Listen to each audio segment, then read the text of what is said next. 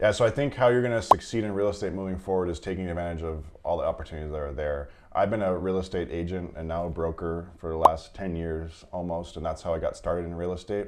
But I also started investing in real estate from day one. So to really succeed and go through the ups and downs, to go through make it through the recessions and all these things that happen in real estate, you have to take advantage of everything that's available to you.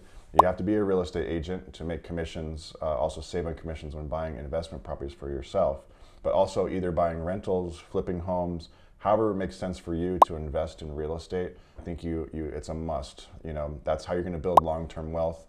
There's no pensions, there's no 401ks, there's no retirement plans for real estate agents.